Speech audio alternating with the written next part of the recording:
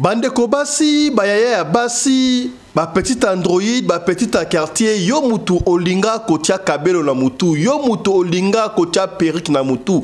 Yaya na pekisi yo tia perruque te kasi, yebaka ozali kosomba perruque yango wapi. Ata osombi perruque yango tope kabelo, zwaka tan ya kobondela pona yango po la deyo, c'est très mauvais. Histoire ya Carolina, o benga kaye Carole, et pesinga mutu koswa. Carolina tope Carole, asombi perruque na ligne. Online de balobaka baye kotikile ya milai alata yango te asala 2 mois alata yango te kasi jour ya anniversaire ya muninga na etangu ye alati yango après fête na taxi bazonga boye ba abandi komona bankusu e bandi kotanga ye na nzoto bafungola boye nzoka kabelo wana epola ya kosakana te ebimisi bankusu wana eutaki wapi kabelo oyo ebimisi bankusu pona nini asombaki yango wapi mutu oyo abandaki koteka en ligne azali mutu normal to mutu mystérieux kolo kabelo wana Oyebi kabelo zalaka basuki ya batu n'est-ce pas perruque wana azali wapi azali mutu ya bomoi to azali mutu ya kufa pona esa ba symptôme boye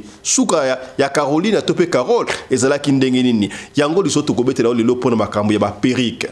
Na Congo Brazzaville bakangi des jeunes gens obozomo na wana bango musala bango batekaka mikuwa ya batu bazwaka yango wapi ya komona ndeko na bino akenda azonga te d'ailleurs mikolo oyo bwali komona ngo sur la toile na réseaux sociaux vidéo boko yotambola makasi ya kosaka te batu bazana moto musoye na moto abeti mutu libanga na mutu bazu bake est-ce bato bazo alevaka batu bango de baolongolaka mikuwa bamsu balobi bazo kendaka tina cimetière ko pindola ko zami ko ya batu ko kende koteka bako sala na yango nini epesi pasi bande ko Brazzaville baleli o mikwa ya batu ba direktango boye o mikwa bango basimbi mikwa batu ba bomi moto bateka mikwa pona ba 5 millions ki camarade ya bomwa na tangu seleka kabondeko wi na lobaka ya siko teme ya kala ya eske boyebi international joueur topé légende nigérian na kombo ya JJ Okocha oya sepelisa biso nyonso tu boyebi ndenge nini akoma JJ Okocha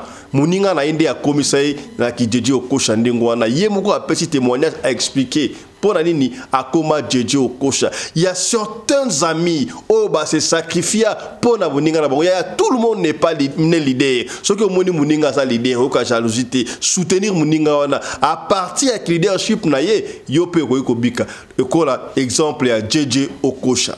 Il y a un joueur nigérien qu'on appelle Okocha. C'est l'un des meilleurs joueurs du monde. Il a réussi à faire une grande carrière. Il était très riche. Alors un jour, il fait une conférence et il dit que sa réussite, il le doit à un certain Victor Agbo. Alors personne n'a compris et on lui a demandé pourquoi. Il dit qu'un jour, lorsqu'il jouait au quartier, les recruteurs étaient venus pour recruter un seul joueur. Et ils ont dit que ce jour-là, celui qui va marquer le plus de buts sera celui qu'ils vont recruter. Le Victor Agbo a marqué un but. Okocha a marqué un but. Maintenant, celui qui va marquer le deuxième but parmi les deux est celui qu'on va recruter. Victor Agbo là prend la balle. Il dribble tout le monde. Il avait la cage vide. Il suffisait de pousser le ballon et il marquait le but. Au dernier moment, il s'arrête et il passe le ballon à Okocha et Okocha marque le but. Donc, on a recruté Okocha. Alors, on est allé demander à Victor Agbo, pourquoi tu as fait ça? Il dit, ce jour-là, je pouvais marquer plus de buts, mais je sais que je ne suis pas fait pour faire une longue carrière. Mais je sais que Okocha allait réussir. C'est pourquoi je lui ai donné le but. Il a marqué. Il dit, moi, ça a été le dernier match que j'ai joué dans ma vie.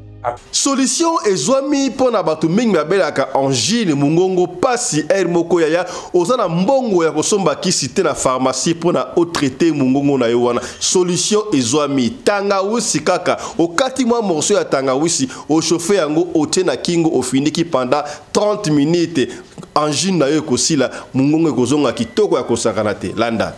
Pourquoi les Chinois supplient-ils les gens de se mettre un morceau de gingembre dans la gorge? Ici, à la maison, personne ne reste à la porte de l'hôpital ni ne dépense d'argent à la pharmacie. Parce que les Chinois ont découvert cette technique, uniquement basée sur la recette maison. Voyez-vous ce morceau de gingembre ici? Cela sauvera votre gorge de l'inflammation et de la douleur. C'est un secret bien gardé qui devrait être présent dans chaque foyer.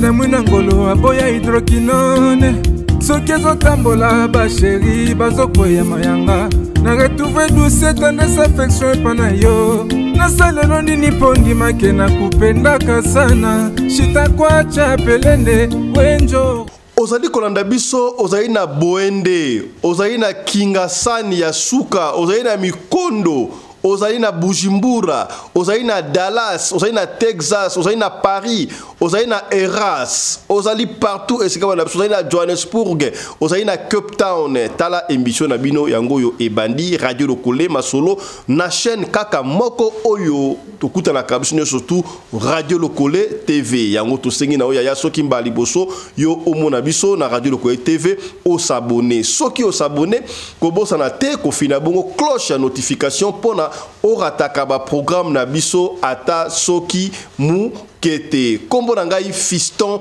Pelende tata ya Sedek. Voilà.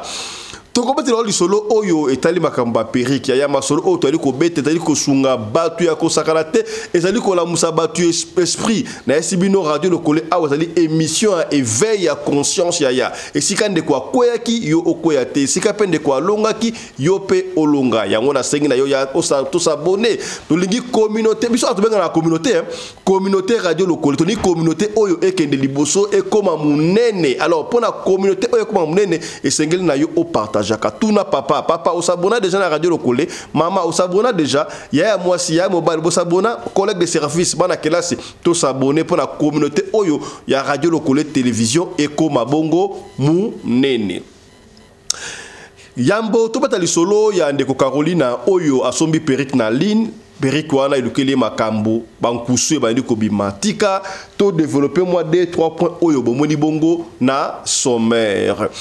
Tokende bala moko na Congo Brazzaville epai wapi ya bakangi bandeko oyo na saki moko oyo ya China bag chaka ba chinois na kati kuna nini mikuwa ya batu ekauka batu oyo tobenga bango ba assassin to ba trafiquant ya mikuwa batu to ndenge on ne sait pas bakangi bango ya laksa kata plastique wana bata kata sachet boye mikuwa ya batu ya forme nyoso to mikuwa ya awa ba tibia nyoso to bakena ngo o bakenda ka koteka batu basomba ka mikuwa ya batu basala kana yango nini salaka angele ya batu ebele ba libo kaka boto mona ka bango lusute d'ailleurs na robaki yango ne bandela boli komona vidéo moko etamba sur la toile virale soko sala ngo te o 5 routine de yango comment est-ce que mutu na moto ne moto mso landi ba beta mutu libanga na mutu awa koya kambaki bazwa bakenda na yaya boso boma batu bazwa kamiko ya batu basala kana yango nini on sait peut-être si pasi soki bazwi mutu te batu mso ba okenda ka ti na bikunde na cimetière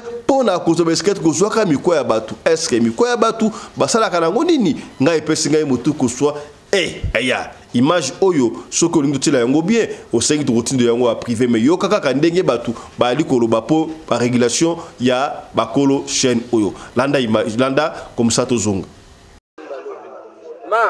binomi balé ma bimbo fongola wana ba batu ba minjula ba chobula bango mon cher fongola sac na yo bimisa mi kwa mi balé au simba yo mokuwa moko yepe mokuwa moko bo simba yango fongola yo osala ba mu wana ta simba yango soko wana poza ba ko beta vous super non pas vous allez bo simba mi kwa l'accent simba hello tu vas me quoi yo me quoi bien ya kuna mi quoi ya bato ba l'accent ngoboy mi quoi bango ba simbi mi quoi bato ba bomi moto ba teka mi quoi pona ba doit 5 millions bimisa encore monsieur faites sortir les gros trucs là. Donc, vous m'avez fait sortir la tête. Ce sont des bandits. Baza, voyous, mi bomi. Ce sont des assassins en un mot. Solution ezwami pona batu oyo babela kabongo angine soki ozali na kisi ya kosomba te pona angine yaya zwa kaka morceau ya tangawisi okati yango très bien au chauffer yango na moto otie na kingo a ofiniki lamba pendant 30 minutes okumona angine nyon surtout ekosila landa. Pourquoi les Chinois supplient-ils les gens de se mettre un morceau de gingembre dans la gorge? Ici, à la maison, personne ne reste à la porte de l'hôpital ni ne dépense d'argent à la pharmacie. Parce que les Chinois ont découvert cette technique, uniquement basée sur la recette maison. Voyez-vous ce morceau de gingembre ici? Cela sauvera votre gorge de l'inflammation et de la douleur. C'est un secret bien gardé qui devrait être présent dans chaque foyer. Alors commençons notre recette. Vous n'aurez besoin que d'un morceau de gingembre et de Vic Vaporub. C'est très simple. Commençons par couper un morceau de gingembre. Gingembre pour les maux de gorge. C'est un type de médicament précisément parce qu'il a la propriété de calmer la gorge. Il a une action antibiotique, ce qui aide lorsque la gorge est dans un état critique. Le gingembre est composé de vitamine B6, ainsi que du cuivre, du potassium et du magnésium qui contribuent au renforcement de l'immunité. Il doit être à peu près de cette taille ici. Maintenant, vous allez prendre une fourchette et la mettre dans le gingembre. Comme ça. Prêt. Mettons ce morceau de gingembre au feu. Vous le réchaufferez jusqu'à ce que vous remarquiez qu'il a légèrement ramolli. Cela aidera à l'appliquer sur la gorge et libérera également les propriétés médicinales du gingembre. Cette technique est largement utilisée par les orientaux pour réduire la douleur et améliorer l'inflammation de la gorge. Il soulage les symptômes tels que les démangeaisons, l'inflammation, les rougeurs, la toux sèche, les difficultés à avaler et la mauvaise haleine. Et voilà, c'est prêt. Maintenant, appliquez simplement un peu de Vic Vaporub sur le gingembre, la façon dont je le montre. Est prêt. Maintenant, je vais vous apprendre comment l'utiliser. C'est assez simple. Vous prendrez ce gingembre et avec du Vic et l'appliquerez directement sur votre cou. Ensuite, couvrez simplement la zone avec un chiffon. Vous pouvez le laisser agir au moins 1 heure. Le résultat est impressionnant. Vous ressentirez déjà le soulagement au moment de l'application. Je suis sûr que vous allez adorer cette astuce aujourd'hui. Je vais maintenant vous montrer 5 raisons pour lesquelles vous devriez utiliser du gingembre tous les jours. Numéro 1. Éliminateur de douleur. Le gingembre possède des propriétés analgésiques naturelles et est donc capable de soulager la douleur. Numéro 2. Aide le corps à absorber les nutriments. Vous avez envie de vous mettre en forme? Le gingembre peut aider votre corps à mieux absorber les suppléments et les nutriments nécessaires à une vie plus saine. Numéro 3. Élimine les nausées. Un peu de gingembre est déjà nécessaire pour lutter contre les nausées ou tout autre inconfort intestinal. Numéro 4. Traite la sinusite. La racine aide à dégager les sinus paranasaux, étant un grand allié naturel dans la lutte contre la sinusite. Numéro 5. Aide à la perte de poids. Le gingembre aide à réduire l'accumulation de graisse, c'est pourquoi il est très courant d'utiliser cet ingrédient dans les produits détox. Je resterai ici. Un gros bisou. Reste avec Dieu. Yaya, tout le monde n'est pas des leaders et ça là bien sous à partir à leadership ya muninga na yo pona yo pe au vivre histoire oyo na yo ki ya JJ Okocha obayebi JJ Okocha merci kasi soko yebiete JJ Okocha fit un grand joueur nigérian international beta na ba équipe belé à poto a beta pe l'équipe nationale ya nigérian JJ Okocha akoma JJ Okocha ndenge nini muninga na ende ami d'enfance a commissaire qui JJ Okocha wana ezalaka ndenge nini na kotikela oyo kameyoka mwa régime muke tangu banda ko beta balle ya quartier. Alors ndenge zalaka tangu bayeba somba ba joueur y avait un grand joueur oya banda ko beta balle pe makasi na kombo ya Victor Abo. Victor Abo pe camarade ya JJ Okocha. Alors ba esaki bango oya kocha ba billet belé na match wana yende ba kozwaye akene ko beta mikili en poto. Yaya tala le vrai amour d'un ami d'enfance. Ba beti balé Victor Agbo Ache Bimoko, Jeju Okocha pe Ache Bimususu. Alors, celui qui devait marquer match Elingue Sila, Oya Kocha deuxième bi, Yende Bakozoye. Victor Agbo a sopi. Victor Agbo a qui 10, Jeju Okocha 9. Tangu Bakobi na carré, Victor Agbo a sopi na gardien. Aurier, Atiabi, pour bazoyer, après si passe pas Jeju Okocha tie, Atebiwana et Jeju Okocha a été sélectionné. Batuni Victor Agbo, sali bongo pour na nini? Abino, ngai Agbo, na moni carrière na ngai na ba les amouké, za moulaïté, za moukoussé. Yango na tali Jeju Okocha ça l'avenir. Je préférais na propulser, na pousser muninga na nga kende. Pour ceux qui a zui et qu'on a fait pour les sengo orangai. Lelo oyo Victor Agbo a vivaka très bien en Nigeria pour na nini? Ta Jeju Okocha. Jeju Okocha a joué mon ebe na récompense wana, reconnaissance. Après ça qu'à chaque fois, muninga na yembongo. Tala les vrais amis d'enfance. Landa de quoi te expliquer, on comprend qui est un ami d'enfance. Landa. Il y a un joueur nigérien qu'on appelle Okocha. C'est l'un des meilleurs joueurs du monde. Il a réussi à faire une grande carrière. Il était très riche. Alors un jour, il fait une conférence et il dit que sa réussite, il le doit à un certain Victor Agbo. Alors personne n'a compris et on lui a demandé pourquoi. Il dit qu'un jour, lorsqu'il jouait au quartier, les recruteurs étaient venus pour recruter un seul joueur. Et ils ont dit que ce jour-là, celui qui va marquer le plus de buts sera celui qu'ils vont recruter. Le Victor Agbo a marqué un but. Okocha a marqué un but. Maintenant, celui qui va marquer le deuxième but parmi les deux est celui qu'on va recruter. Victor Agbo là prend la balle. Il dribble tout le monde. Il avait la cale vide. Il suffisait de pousser le ballon et il marquait le but. Au dernier moment, il s'arrête et il passe le ballon à Okocha et Okocha marque le but. Donc, on a recruté Okocha. Alors, on est allé demander à Victor Agbo, pourquoi tu as fait ça? Il dit, ce jour-là, je pouvais marquer plus de buts, mais je sais que je ne suis pas fait pour faire une longue carrière. Mais je sais que Okocha allait réussir. C'est pourquoi je lui ai donné le but. Il a marqué. Il dit, moi, ça a été le dernier match que j'ai joué dans ma vie. Après, je n'ai plus jamais joué au football. On dit, attends, et vous habitez une aussi grosse villa, avec autant de voitures, vous avez eu l'argent où? Il dit, Okocha. Chaque fois que Okocha signe un contrat, il prend son salaire, il me donne près de la moitié. En fait, je lui ai donné la balle pour qu'il réussisse pour nous deux. Si moi j'avais marqué, j'aurais échoué pour nous deux. Parce que je ne suis pas fait pour faire une longue carrière. Dans la vie, il faut savoir donner un coup de main à l'autre. Si vous estimez que c'est lui qui est mieux placé pour faire gagner tout le monde.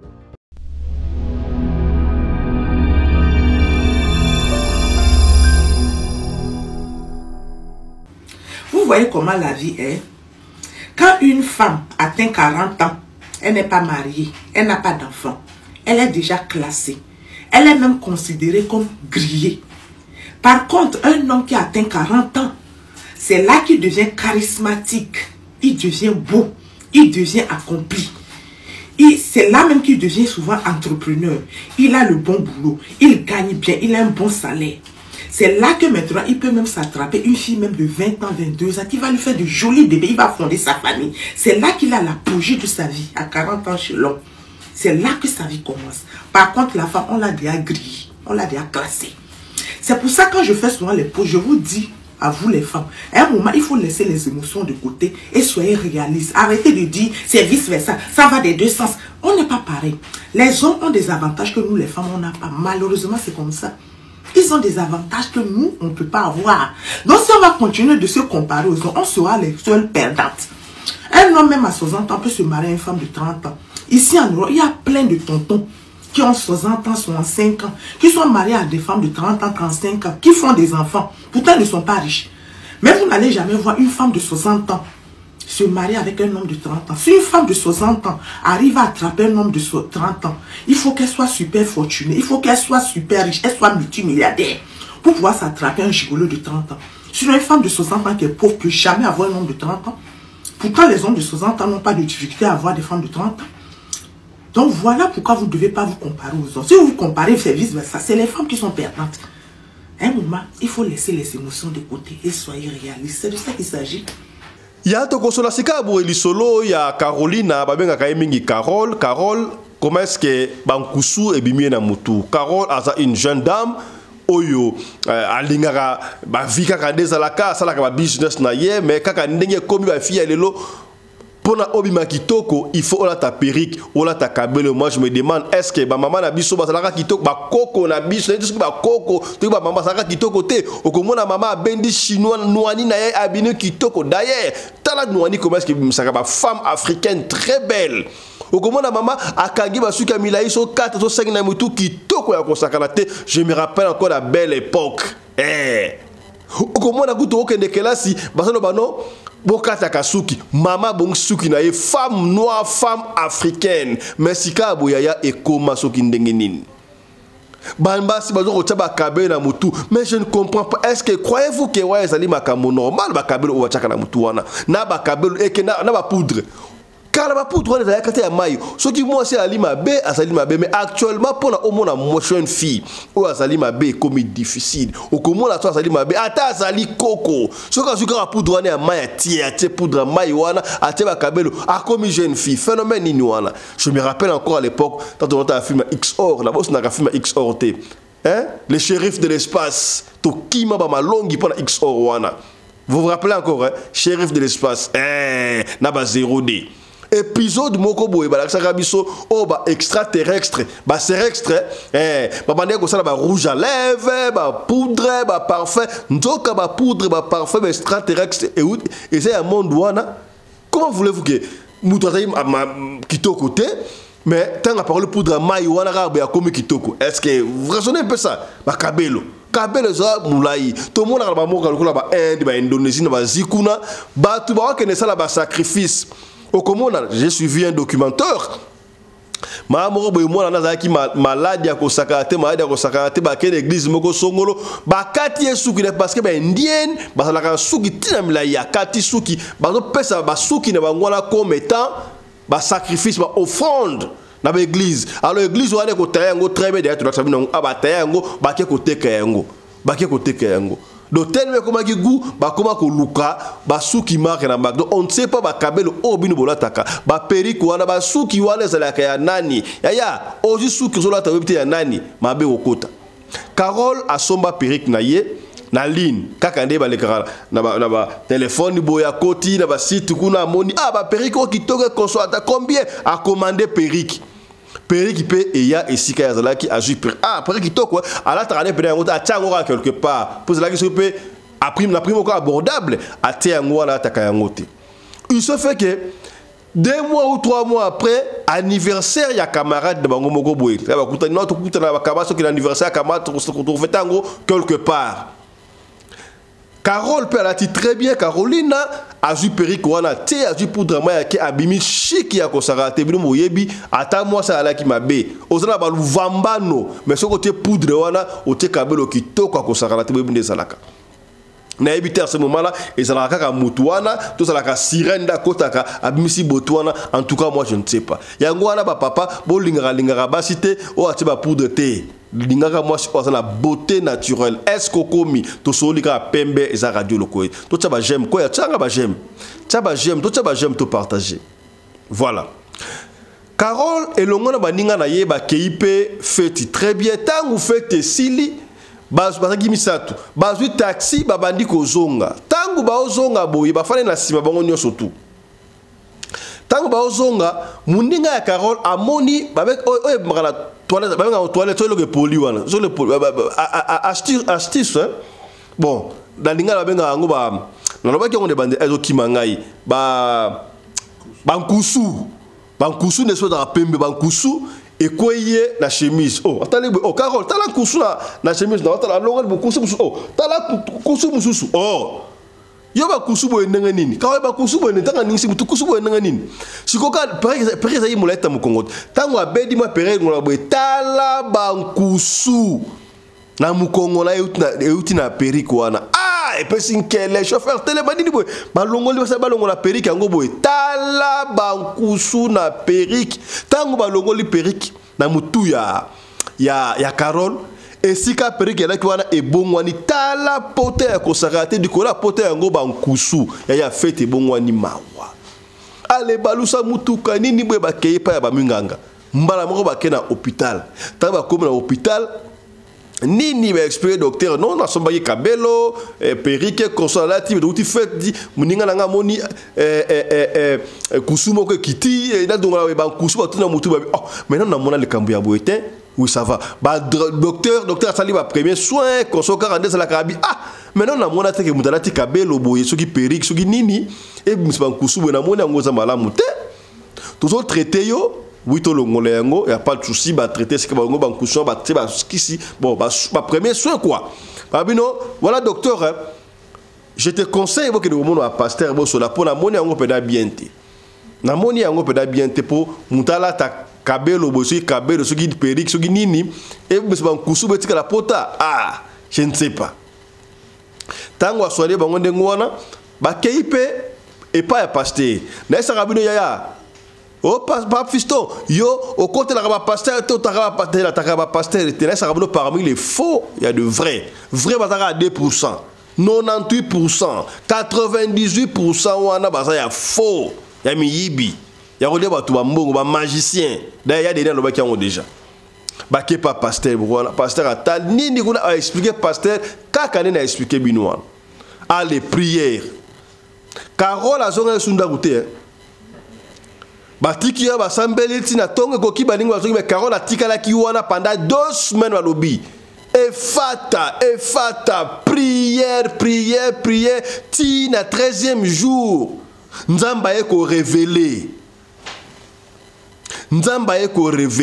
que non kabelo wana oyo Carole asombaki en ligne asombaki yango pendant magasin ya ba démon. Non seulement magasin va démon mais kolo kabelo wana o kolo suki wana azalaki mutu ya mystique moi si muko ya mystique yango akufaki alors bakata ki suki bateki alors ndenge akufaki akufa di manière mystérieuse parce que mutu ya mabe sana mabe suki na wana donc mutu nyos to akosoma kabelo na ya tena mutu il faut alandaye akufa ya komi lokola princesse kuna queen kuna bolanda kabongi na kosala re esika ya kenda ya tala ba kabelo to la taka et ça boye donc yo kuto na chance et monsieur wa bankusu ne se koso kuna mais en principe on va piquer crise car on a koufi to ngor l'accident na mort subite nzamba épargne yo tala mwana ilaka prière au sakanate ndeko wana tangu prière salami 14 salami pota ese cicatriza yango moko to ba limwa to se cicatriza pote sila pour la prière. Ba pesi conseil pas pasteur wana to salaka angele to pekisi yote ola takabelo to pekisi yote o ta ba poudre wana ya mai mais yaya eloko nyonso tuyo ko somba na magasin na libanda na wenze sambela pona yango ata biloko ya kulia yaya okoloba te ngana osambela te na sombi eloko na mbongo na nga mbongo na yo oui mais yaya okosoma pe liwa na mbongo na yo ti somba liwa na mbongo na yo. Par exemple, ezali légion ya kusakanate makambu oyo. Est-ce que y a pas moyen? Les logos et comment difficile tout le monde a dit que maman la chose la femme noire, femme africaine au monde a moi c'est à dire pendant les puta. Hein? Basari na kana Nairobi. Pona sali sadane. Ya moi si pendant li baya na li puta da pan moko muso abagisi tala commerce maman ba ko makito ko bendi chino na ye. Hein?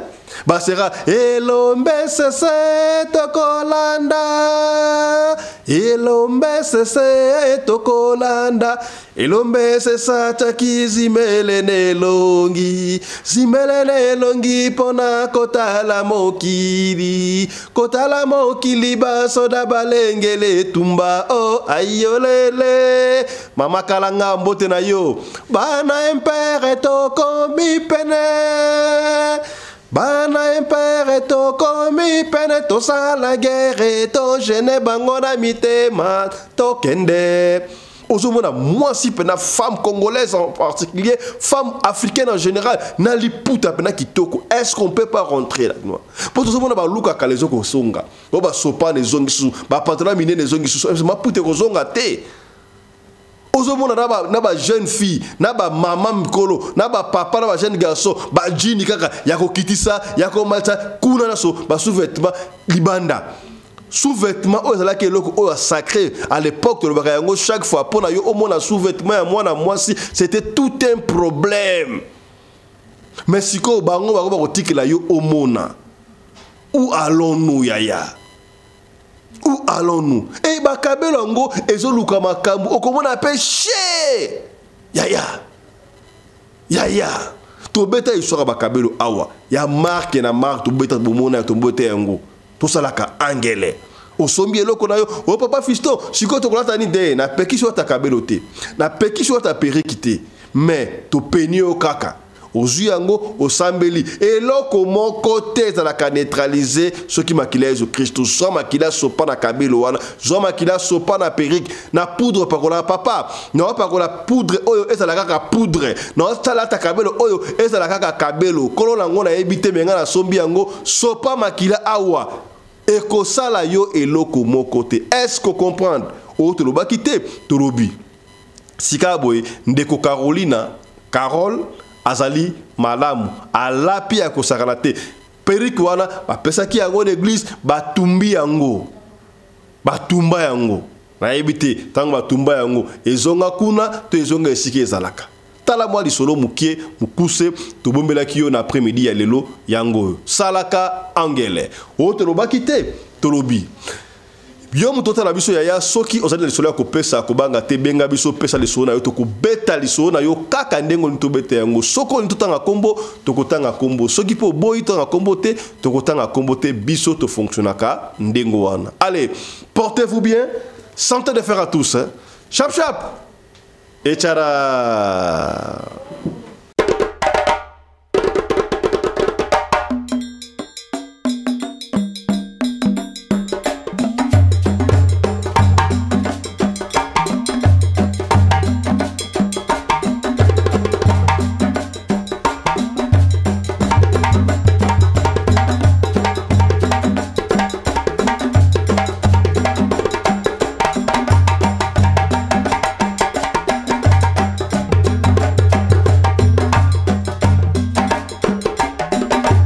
mobali mbinga na mwina ngolo aboya hydroquinone soki ezotambola basheri bazokwea mayanga na retrouve douce tendresse affection epa na yo nasalelo nini mpo ndimake na kupendaka sana shitakwacha pelende wenjo